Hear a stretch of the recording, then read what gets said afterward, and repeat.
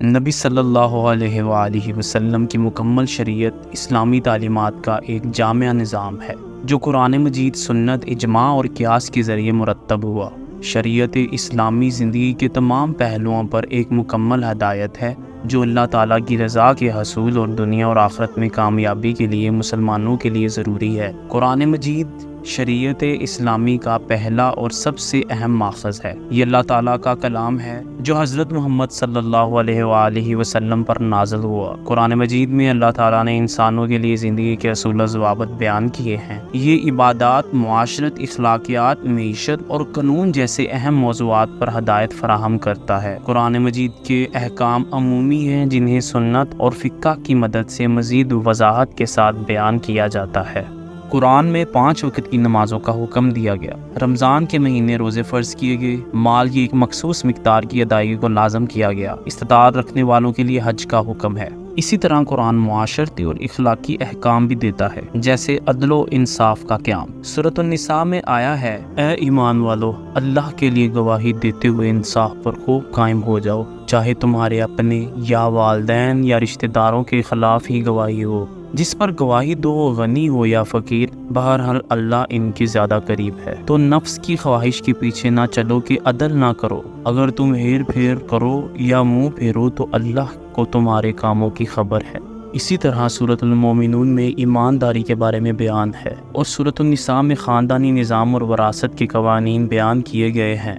سنت و احادیث نبی صلی اللہ علیہ وآلہ وسلم کے اقوال، اعمال اور تقریریں ہیں جو قرآن کے احکام کو مزید تفصیل اور وضاحت کے ساتھ بیان کرتی ہے۔ احادیث شریعت کا دوسرا اہم ترین ماخذ ہے۔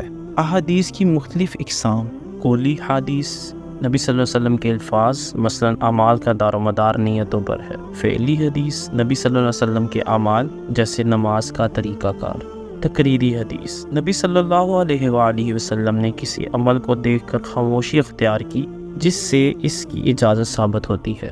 احادیث کو جمع کرنے اور مستند بنانے کے لیے علماء نے کئی کتب مرتب کی ہیں، جیسے صحیح بخاری، صحیح مسلم، سنن ابو داؤد اور ترمذی۔ اجماع امت، اجماع سے مراد امت کی علماء کا کسی شرعی مسئلے پر متفق ہونا ہے۔ نبی صلی اللہ علیہ وآلہ وسلم کی وفات کے بعد جب نئے مسائل سامنے آئے تو صحابہ کرام نے قرآن و سنت کی روشنی میں ان کے حل تلاش کی اور اس پر اتفاق کیا۔ اسی طرح بعد کے علماء نے بھی اجماع کے ذریعے کئی اہم شرعی اصول مرتب کیے ہیں۔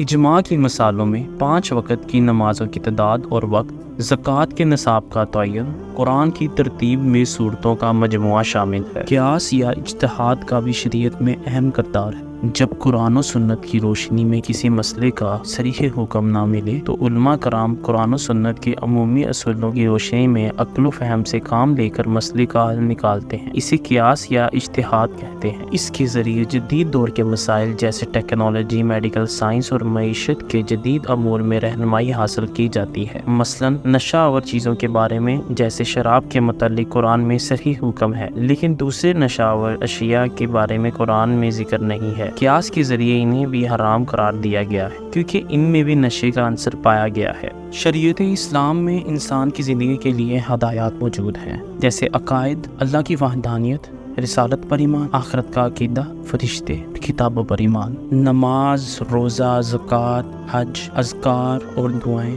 شریعت اسلام میں ہر پہلو کے لیے ہدایت موجود ہے۔ شریعت اسلام اخلاقیات کا بھی درس دیتی ہے، جیسے سچ بولنا، امانت داری، حسن سلوک، عدل، احترام، حیا، شکر اور صبر۔ اس کے علاوہ شریعت میں معاشرتی قوانین کی مکمل رہنمائی ہے۔ نکاح، طلاق، خلا، وراثت، حقوق الزوجین، والدین اور بچوں کے حقوق، ہمسایوں کے حقوق وغیرہ۔ معاشی نظام جس میں تجارت، خرید و فروخت کے اصول، قرض کے اصول، سود کی ممانعت، وقف، زکوٰۃ، صدقات، امانتیں، اشتراکیت وغیرہ شامل ہیں۔ اس کے علاوہ جزائی قوانین جس میں چوری، زنا، جھوٹی تہمت، شراب نوشی، قتل وغیرہ کی سزائیں شریعت میں شامل ہیں۔ فقہ اسلامی اور قانونی نظام قرآن و سنت کے اصولوں پر مبنی ہے اور اس کے 4 مشہور مکاتب فکر ہیں، جس میں فقہ حنفی، امام ابو حنیفہ رحمۃ اللہ علیہ کا مکتب فکر، فقہ مالکی، امام مالک رحمۃ اللہ علیہ کا مکتب فکر، فقہ شافعی،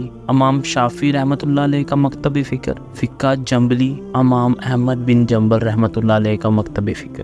یہ مکاتب فکر قرآن و سنت کی بنیاد پر مختلف احکام اور تفصیلات کو بیان کرتے ہیں اور بعض مسائل میں اختلافات کے باوجود بنیادی اصول اور عقائد میں متفق ہیں۔ شریعت کے بنیادی مقاصد میں چند اہم چیزیں شامل ہیں: ایمان اور دین کو محفوظ رکھنا، انسانی جان کی حرمت اور حفاظت، علم اور عقل کی ترقی، نشہ آور اشیاء کی ممانعت، نکاح کی اہمیت اور خاندانی نظام کا استحکام، جائز طریقے سے مال کمانا اور ناجائز چیزوں سے بچنا۔ نبی صلی اللہ علیہ وآلہ وسلم نے اپنی زندگی میں شریعت کے اصولوں کو عملی طور پر نافذ کیا اور خلفائے راشدین نے اس کو مزید مستحکم کیا۔ اسلامی خلافت کے دوران بھی شریعت کے قوانین کو معاشرتی زندگی میں نافذ کیا گیا اور یہ اسلامی ریاست کی بنیاد رہے۔ نبی صلی اللہ علیہ وآلہ وسلم کی مکمل شریعت ایک جامع نظام ہے جو اسلامی زندگی کے تمام پہلوؤں کا احاطہ کرتی ہے۔ یہ مسلمانوں کو ایک ایسا ضابطہ حیات فراہم کرتی ہے جو دنیا اور آخرت کی کامیابی کا ذریعہ ہے۔ شریعت کے احکام ہدایت کے مطابق ہیں اور ان کا مقصد انسان کی فلاح، امن و سکون اور عدل و انصاف کا قیام ہے۔ اسی طرح کی انفارمیٹیو ویڈیوز دیکھنے کے لیے ہمارے چینل کو لائک کریں، سبسکرائب کریں اور بیل آئیکن کا بٹن پریس کریں۔